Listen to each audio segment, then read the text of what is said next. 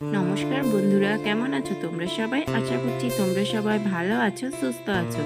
বীরভূম জেলার ছোট্ট একটা গ্রাম থেকে আমি মিলি তোমাদের সকলকে জানাই আমার চ্যানেলে অনেক অনেক স্বাগত ও অনেক অনেক ভালোবাসা। তো বেশ কয়েকদিনই হলো বাপের বাড়িতে ছুটি কাটালাম, আবার কি এবার ব্যাগপত্র গুছিয়ে নিয়েছি। দেখো বন্ধুরা, এবার বাড়ি যেতে হবে। আর আমার বাচ্চাটাকে দেখো, খাটে থেকে তুলে দিয়েছি, এখনও মেঝেতে এসে শুয়ে পড়েছে। তো কিছুতেই ওকে তোলাতে পারছি না, ও কিছুতেই বাড়ি যাবে না, এখানেই থাকবে। তো তারপর বললাম দেখো আম কেটে দিয়েছি, খেয়ে নাও। তো বাবা চলে আসবে, বাড়ি চলে যাব, কিন্তু কিছুতেই উঠছে না, দেখো শুয়েই রয়েছে। তো তারপর দেখো বন্ধুরা, ফাইনালি আমরা বেরিয়েও পড়েছি। এখন ঘড়িতে বাজে বিকেল 5:30টার মতো। আর আমাদের এই রাস্তাটা দেখো, 2 বছর আগে যে বন্যা হয়েছিল সেই বন্যার সময় এই রাস্তাটা ভেঙে গিয়েছিল। তো এখনও রাস্তাটা সারাই করা হয়নি। যখন আর কি খুব গর্ত হয়ে যায়, মাঝে মাঝে দুটো করে মোড়াম দিয়ে দেয়। তো দেখো বন্ধুরা, কতটা রাস্তা আর কি ভেঙেছে। তো এই রাস্তা দিয়ে যাওয়া আসা করা খুবই কষ্টকর। মানে বাস যখন যায়, বাস একদম পুরো টলমলো করে। তারপর এর উপর দিয়ে আবার লরি যায়। তো রাস্তার অবস্থা খুবই খারাপ, এখনও সারাই করেনি। আর এই দিকগুলোতে দেখো কত তাল গাছ, একদম সার দিয়ে তাল গাছ, খাজুর গাছ তো রয়েছে।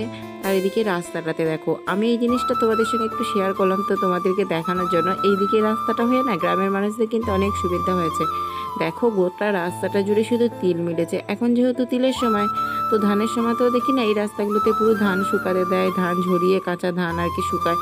এদিকে রাস্তাগুলোতে তেমন একটা বাস চলে না, ওই দুটো তিনটের মতো বাস যাতায়াত করে, তার জন্য রাস্তাটা মোটামুটি ফাঁকাই থাকে। বেশিরভাগ সময়তে লরিটাও খুব কম যায়।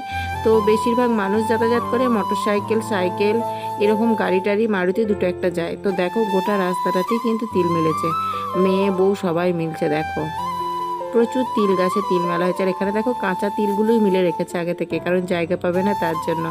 তো ওই জায়গাটা পেরিয়ে চলে এলাম। তারপর এখানে এই বাঁধটাকে দেখো, আমাদের গ্রামের যে বাঁধটা রয়েছে সেই বাঁধটাই কিন্তু এই বাঁধটা, কিন্তু এখানে কত উঁচু দেখাচ্ছে দেখো।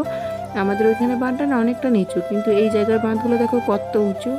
আর এখানটা বারবার বন্যাতে ভেঙে যায়, তাই বস্তা দিয়ে আর কি বেঁধে দেওয়া হয়েছে। দেখো একদম কালো বস্তার মধ্যে আর কি বালি দিয়ে বেঁধে রাখা হয়েছে। ফাইনালি দেখো বন্ধুরা, আমি বাড়ি চলে এসেছি। তো চলে এসেছি আমি উপরে, এসে দেখো আমার ড্রেস করে নিয়েছি একদম। আর ব্যাগপত্র এখন কিছুই গুছাইনি, এই কিছুক্ষণ আগে বাড়ি এলাম, তো প্রচণ্ড গরম। বন্ধুরা বাড়ি এসে এই ঘরটা খুলে দেখি গাছটার অবস্থা খুবই খারাপ। দেখো তোমাদের দাদাভাইকে জল দিতে বলেছিলাম, হয়তো 7 দিন বাড়িতে ছিলাম না, হয়তো 1 দিন 2 দিন দিয়েছে।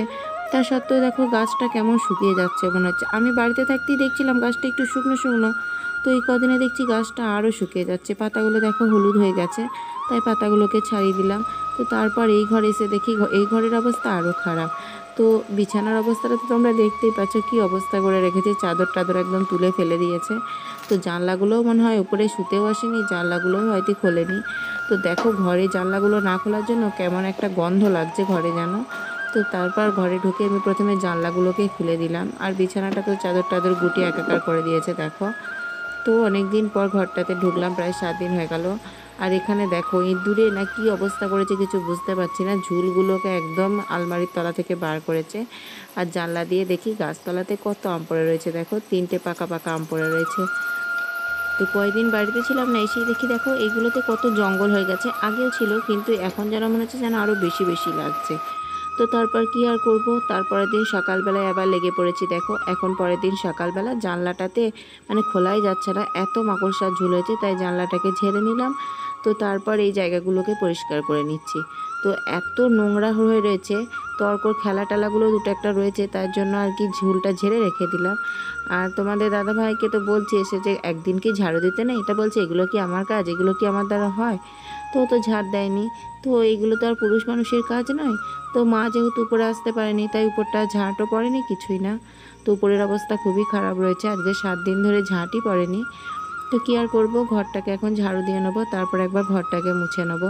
তো তোমরা দেখতেই পাচ্ছ নোংরাগুলোকে প্রথমে আমি আর কি গোটা ঘর দিয়ে আর কি কত আর ঝাড়ু দিয়ে নিয়ে যাব, তাই নোংরাগুলোকে একটা কাগজে মুড়িয়ে আর কি বাইরে জানলা দিয়ে ফেলে দিলাম। আর একটা দাদা আর কি অর্ককে বলছিল যে এই কয়দিন পর বাড়ি এলি, সেই জন্য অর্ক বলছে 7 দিন পরে।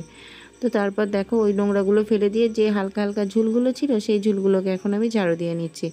আর আমার ঝাঁটাটার অবস্থাটা দেখো, একদম সব ক্ষয়ে ক্ষয়ে চলে গেছে। তো তোমাদের দাদাভাইকে কবে থেকেই বলছি, তোমাদেরকেও তো ভিডিওতে অনেক দিন বলেছি, কিন্তু কিছুতেই এনে দিচ্ছে না। আর আমারও মনে থাকে না, যখন যাই তখন বলতে মনে থাকে না, তারপর বাড়ি চলে আসে, যখন ঝাড়ু দিতে যায় তখন মনে পড়ে, তার জন্য আর ঝাড়ুটা আনাও হচ্ছে না।